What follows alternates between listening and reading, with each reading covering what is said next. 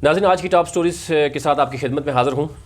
नवीद सती मेरा नाम है और सबसे पहले अगर आपने मेरा चैनल जो सब्सक्राइब नहीं किया तो उसको सब्सक्राइब करें ताकि डेली की जो टॉप स्टोरीज़ है वो आप तक पहुँच सके और मुख्तलिफ जो स्टोरीज़ होती हैं, जो नई खबर होती हैं, नई चीज़ें आती हैं, वो आपके सामने रख सकें। अच्छा जी, आज दिन है मंगल का और 28 अप्रैल है, चौथा रमज़ान मुबारक है। और सबसे पहले मैं आपको बता देता हूँ कि इस वक्त जो कोरोना के हवाले से जो मामलात हैं, पाकिस्तान में 14,600 तक पहुंच चुके हैं मरीज़ों की तादाद और 315 अमवात हो चुकी हैं। इसी तरह अगर पूरी दुनिया की बात करें, मुतासरीन की तादाद 30,80,000 हो चुकी है और अमवात 2,12,000 को क्रॉस कर चुकी हैं।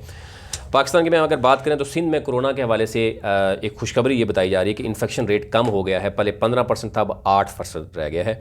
लेकिन इसके साथ साथ बुरी खबरें ये भी हैं कि गवर्नर जो सिंध है इमरान इस्माइल और सेनेटर मिर्ज़ा मोहम्मद अफरीदी, इन दोनों को कोरोना टेस्ट है वो मुस्बत आया है, वो क्वारंटाइन में चले गए हैं।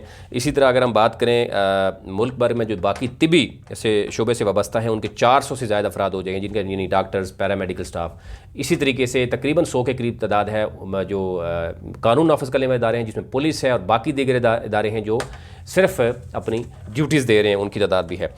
बरतानवी वज़ीर-ए-आज़म कोरोना वायरस से सेहतयाब होकर अपने काम पे आ चुके हैं और चीनी शहर वुहान से कोरोना वायरस मुकम्मल तौर पर ख़त्म हो गया है। तमाम मरीज़ सेहतयाब हो गए हैं, ये कल भी मैंने आपको बताया था।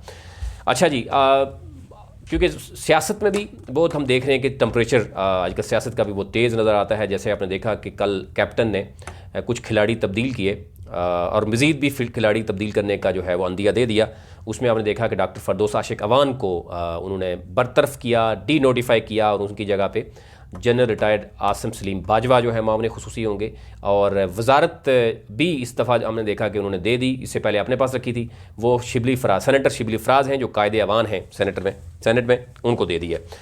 18वीं तरमीम के हवाले से अगर बात करें तो ये कहा जा रहा था कि 18वीं तरमीम की वजह से बहुत से नुकसानात मुल्क के हुए हैं, जिसमें एक हालिया हम देख रहे हैं कि जो एक कश्मकश चल रही थी सिंध हुकूमत की, वफाक ये कह रहा है जी कि कोरोना के हवाले से हम देखा है कि बजट बहुत सा मौजूद है, सिंध हुकूमत भी लगा रही है, लेकिन वहाँ पे 8 अरब का राशन भी आगे कोई पता नहीं कहाँ चला गया। अरबों रुपए हॉस्पिटल्स में लगे हैं, मेडिसिन में लगे हैं, लेकिन आवाम तक नहीं पहुँच रहा। और दूसरी तरफ ये भी देखा जा रहा है कि जो बुनियादी ये चीज़ें हैं, जैसे हेल्थ है, यानी हेल्थ है, एजुकेशन है और बाकी कुछ एरिया, वो वफाक के पास होने चाहिए थे, सूबों के पास होने की वजह से मसाइल पेश आ रहे हैं। तो वो नज़रसानी की बात की जा रही है। और दूसरी तरफ बड़ा मुश्किल होगा, 2/3 मेजॉरिटी है, 18वीं तरमीम को ख़त्म करना तो मुश्किल होगा।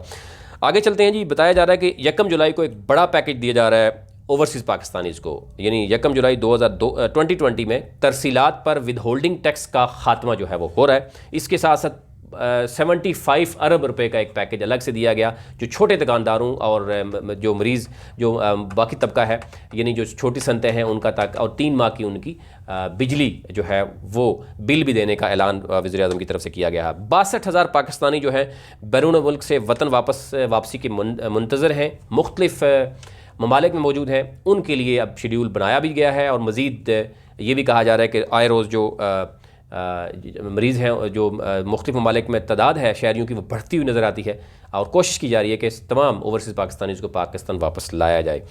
हुकूमत का एक और बड़ा फ़ैसला, हुकूमत का काबीना की मंजूरी के बगैर जो तकर्रियाँ हुई हैं उसको नज़रसानी करने का है। उसमें ज़ाहिर डॉक्टर फरदौस आशिक अवान के भी कुछ PID में मामलात हुए हैं, PTV में हुए हैं, बाकी भी कुछ इदारों में हुए हैं जिसमें काबीना की मंजूरी के बगैर तकर्रियाँ की गई हैं। उनको सीधा चैलेंज कर दिया गया। उनका कहना यह है कि उनको पर नज़रसानी की जाएगी कि जो लोग बगैर काबीना के मंजूरी के बगैर जिन्होंने भर्ती किए हैं। ये ओवरऑल आज की टॉप स्टोरीज़ थी, वो आपके सामने रखी, लेकिन बहुत सी चीज़ें जो है वो सामने आ रही हैं। सबसे अहम ये है कि एक तो ये मंथ बहुत ही इंपॉर्टेंस रखता है पाकिस्तान के हवाले से, आलमी वबा जो है, क्योंकि आलमी इदारा सेहत ने भी ख़बरदार किया है और बाकी जो इदारे हैं उन्होंने भी ख़बरदार किया है कि मई का मंथ बहुत ही इंपॉर्टेंस रखता है। जून के फर्स्ट वीक में या मिड में पाकिस्तान से कोरोना वायरस का खात्मा मुमकिन है, लेकिन अगर उस पर SOPs पर अमल किया जाए।